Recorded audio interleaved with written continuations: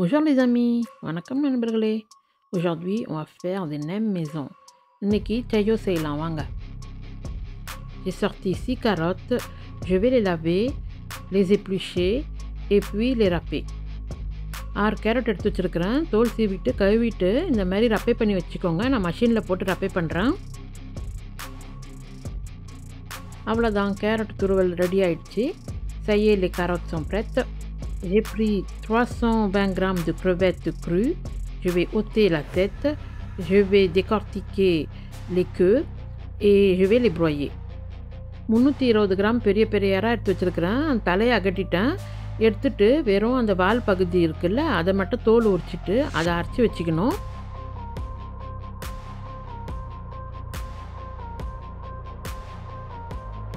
Voilà, les crevettes aussi sont prêtes. இறாவும் ready ஆகிடுது. J'ai laissé chauffer de l'eau. L'eau doit être tiède et non bouillante. Je ramasse un peu d'eau et je l'ai versé dans une assiette creuse. அடுப்பில் கொஞ்சம் தண்ணியை சூடு பண்ணின்னு இருக்கேன். அந்த தண்ணியை நான் கொஞ்சம் எடுத்துக்கிறேன். இந்த தண்ணி வந்து கொதிக்கக்கூடாது. இது பாருங்கள், சூடு பொறுக்கிற அளவுக்கு இருக்கணும். இதில் வந்து கருப்பு காளான் இருக்குல்ல, அது 80 கிராம் எடுத்து வச்சுருக்கிறேன். அந்த சீன கடையில் கிடைக்கும். அந்த காளானை வந்து ஏற்கனவே இது கட் பண்ணியே இருக்குது, இல்லைனா முழுசாகவும் இருக்கும். நம்ம கட் பண்ணிக்கணும். இது கட் பண்ணது இங்கே பாருங்கள், 80 கிராமு. இது எடுத்து அந்த தண்ணியில் போட்டுடணும். இந்த மாதிரி வெதப்பான தண்ணியில் கொஞ்ச நேரம் போட்டிங்கன்னா அது வந்து காஞ்சி இருக்கிறது வந்து மெதுவாகிடும். J'ai laissé tremper 80 g de champignons noirs prédécoupés dans l'eau tiède pour les attendrir. Maintenant, l'eau qui est sur le feu commence à bouillir. Je vais prendre cette eau bouillante pour les vermicelles de riz. அடுப்பில் மீதி உள்ள தண்ணி நல்லா கொதி வந்திருக்கு. இந்த தண்ணி வந்து வெர்மிசெல் de riz போட போகிறேன். அரிசி வெர்மிசெல் இருக்குது, அதை போட போகிறேன். 250 gram. Je vais y mettre les 250 g de vermicelle de riz. வெர்மிசெல்லை போட்டுட்டு நீங்கள் மூடி போட்டுட்டு உடனே அடுப்பு ஆஃப் பண்ணிவிட்டு 4 நிமிஷம் அப்படியே அந்த சூட்டிலே விட்டுடுங்க. Je le couvre et je le laisse reposer hors du feu pendant 4 minutes. Les champignons sont rincés 3 à 4 fois dans l'eau claire, puis égouttés et réservés. காளான 3 இல்லை 4 வாட்டி வந்து பச்சை தண்ணியில் நல்லா கழுவிடுங்க. கழுவிட்டு நல்லா புழிஞ்சி அதை தண்ணி இல்லாமல் அழகாக எடுத்து வச்சுருங்க. Après 4 minutes sous couvercle, je vais récupérer les vermicelles de riz.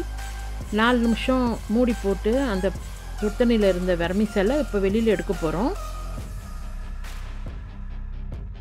J'ai ramassé les vermicelles à l'aide d'une fourchette et puis je les ai mis dans un tamis pour enlever l'excès d'eau. அந்த அரிசி வெர்மிசெல்லை ஒரு பொத்தை யானத்தில் போட்டுடுங்க, அப்போ தான் தண்ணிலாம் வடிஞ்சிரும். Il faut dénouer les vermicelles à l'aide d'une fourchette, puis il faut les rincer à l'eau froide et les égoutter à nouveau. முள்ளு கரண்டியால் இந்த வெர்மிசெல்லை நல்லா பரப்பி விட்டுடுங்க. அதுக்கப்புறம் பச்சை தண்ணியில் காட்டி அதை நல்லா கழுவிடுங்க. இந்த பொத்தையானத்தில் வச்சே கழுவிடுங்க. அதுக்கப்புறம் தண்ணியெல்லாம் வடிச்சிட்டு அதுக்கப்புறமா தான் நீங்கள் அதை கட் பண்ணணும். இந்த பாருங்கள், ஏன்னா நீங்கள் சுட சுட இருக்கும் போதே செஞ்சிங்கன்னா அது வெந்துக்கினே இருக்கும், குழஞ்சிடும். அது பச்சை தண்ணியில் காட்டும் போது வேக்காடு நிறுத்திடும். அதுக்கப்புறம் அழகாக கட் பண்ணி எடுத்துடுங்க. அந்த மாதிரி le fait de rincer les vermicelles à l'eau froide permet de stopper la cuisson. Et maintenant je suis en train de les découper et je vais les mettre de côté. Comme viande, je vais utiliser du steak haché. Ici j'ai pris 600 g de steak haché. Vous pourrez bien sûr utiliser du porc haché. 600 gram அரைச்ச மாட்டுக்கறி எடுத்து வச்சுருக்கிறேன். இது ஒரு போர்ஷனும் 100 gram செய்யும். இது ஏற்கனவே ஃப்ரீசரில் இருந்தது தான். இதை எடுத்து அப்படியே நம்ம வந்து கொஞ்சம் நேரம் ஃப்ரிட்ஜில் வச்சுருந்தீங்கன்னா, முதல் நாளே எடுத்து ஃப்ரிட்ஜில் வச்சுட்டிங்கன்னா இது பாருங்கள் அப்படியே சாஃப்டாகிடும். நம்ம அதை எடுத்து அப்படியே போட்டுக்கணும். அப்படியே நசுக்குனிங்கன்னா அப்படியே கறி ஆகிடும்.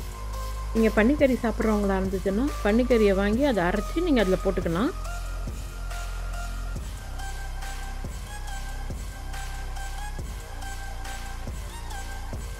Je vais à présent casser un œuf par-dessus les ingrédients. இப்போ அந்த பாத்திரத்துள்ளார ஒரு முட்டையை உடச்சி ஊற்றிடுங்க. Comme assaisonnement, je vais utiliser du poivre. Je vais saupoudrer un peu de poivre par-dessus les ingrédients. Donc le poivre, c'est à vous vue d'œil que j'ai fait. Donc à vous de voir si vous aimez bien piquant. Allez-y, rajoutez beaucoup. Si vous aimez beaucoup moins, donc je vous laisse doser à votre guise. மிளகு உங்களுக்கு தேவையான அளவுக்கு போட்டுக்கோங்க. இங்கே நான் வந்து எனக்கு தேவையான அளவு போட்டுருக்கிறேன். உங்களுக்கு தேவையான அளவு போட்டுக்கோங்க. அதிகமாக வேணுங்க அதிகமாக போட்டுக்கோங்க. குறைவா வேண்டியவங்க குறைவா போட்டுக்கோங்க. À l'aide d'une spatule, je vais tout mélanger. ஒரு கரண்டியால் எல்லாத்தையும் நல்லா கலந்துருங்க. Voilà, c'est parfait. On va commencer à rouler les nems. இப்போ எல்லாம் ரெடியாக இருக்குது. இப்போ வந்து இதை வச்சு தான் நம்ம நேம் செய்ய போகிறோம், தையோ செய்ய போகிறோம். J'ai pris ces galettes de riz. Vous pourrez aussi prendre les rondes, c'est la même chose. நான் வந்து இந்த மாதிரி வடிவத்தில் இருக்கிற அரிசி அப்பளத்தை எடுத்துருக்கிறேன். நீங்கள் வந்து ரவுண்ட் அப்பளம் கூட எடுத்துக்கலாம். J'ai rajouté un peu de sucre dans une assiette creuse.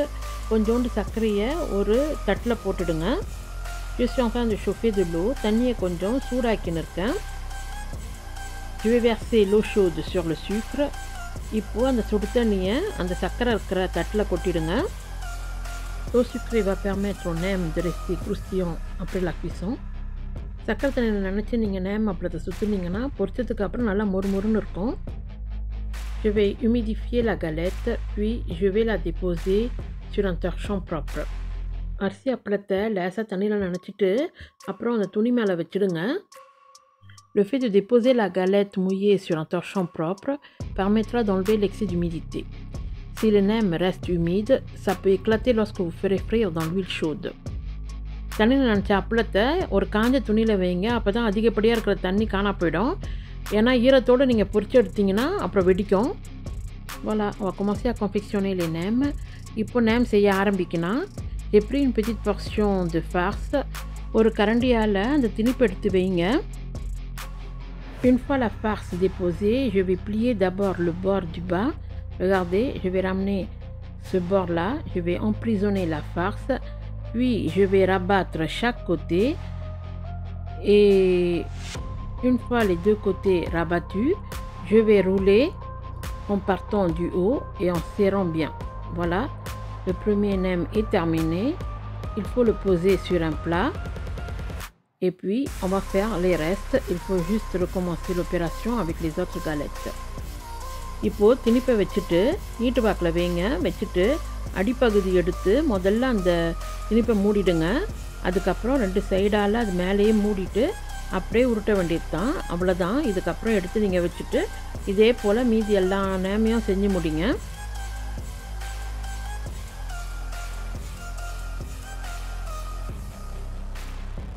Voilà, on va commencer à frire les nems. Pour ça, je vais faire chauffer de l'huile. L'huile doit être bien chaude, mais pas à ébullition. இப்போது தையோவை பொரிக்கிறதுக்காக அடுப்பில் கொஞ்சம் எண்ணெய் ஊற்றி வச்சுருக்கிறேன். இது வந்து நல்லா சூடாகணும் அந்த எண்ணெய், ஆனால் கொதிக்கக்கூடாது. Je dépose un par un les nems. Je ne mets pas beaucoup.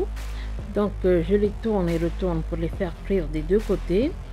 Et puis, faites quand même attention. Il peut y avoir des projections d'huile. Soyez bien prudent. இப்போது அந்த எண்ணெயில் நேமை போட்டு நீங்கள் வந்து திருப்பி விடுங்க. ரெண்டு பக்கமும் பொன்னிறம் வர வரைக்கும் பொரிச்சிடுங்க. நேம் சில நேரத்தில் வெடிக்கும், எண்ணெய் தெறிக்க வாய்ப்பு இருக்குது. அதனால் ஜாக்கிரதையாக செய்யுங்க. Une fois les nems ramassés, mettez-les sur des sopalins. Comme ça va absorber l'excès d'huile. இந்த நேமை பொரிச்சிட்டு தாளில் வைங்க. தாள் எல்லாத்தையும் இழுத்துரும், இல்லைனா ரொம்ப எண்ணெயாக இருக்கும். இதை வந்து நம்ம சலாது கீரையில் சுற்றி சாப்பிட்லாம். அப்படி இல்லைனா வந்து புதினா கீரை, பசிலி கீரை, இல்லைனா வந்து கொத்தமல்லி கீரை, அந்த மாதிரி எது ஒன்றுமா நம்மளுக்கு இஷ்டம் தான் வச்சு சாப்பிட்லாம். இதை தொட்டு சாப்பிட்றதுக்கு ஸ்மோக் பாமில் தொட்டு சாப்பிடுவாங்க. அந்த ஸ்மோக் பாமோட ரெசிபி வந்து நான் இன்னொரு வீடியோவில் போட்டிருக்கேன். இதுக்கு முன்னாடி வந்த வீடியோவில் போட்டிருக்கேன். அதை பார்த்து அதே மாதிரி செஞ்சு சாப்பிடுங்க. On peut le servir enveloppé de laitue ou accompagné de feuilles de menthe, de basilic et coriandre. Il faut tremper les nems dans les sauces Nook Mam lors de la dégustation. Si vous voulez la recette de la préparation de la sauce Nook Mam, allez donc voir ma précédente vidéo. அவ்வளோதான் நண்பர்களே, செய்யோ ready ஆகிடுச்சு. இப்போ சாப்பிட வேண்டியது தான். என் video பிடிச்சிருந்தா like பண்ணுங்கள், share பண்ணுங்கள், எல்லார்ட்டையும் சொல்லுங்கள். ரொம்ப நன்றி நண்பர்களே, இவ்வளோ தூரம் பார்த்ததுக்கு. மீண்டும் சந்திப்போம். நன்றி, வணக்கம். Voilà les amis, c'est fini pour aujourd'hui. Allez-y, si vous aimez mes vidéos, mettez un like et abonnez-vous si ce n'est pas encore fait. Je vous remercie d'avoir vu cette vidéo jusqu'à la fin. À très vite.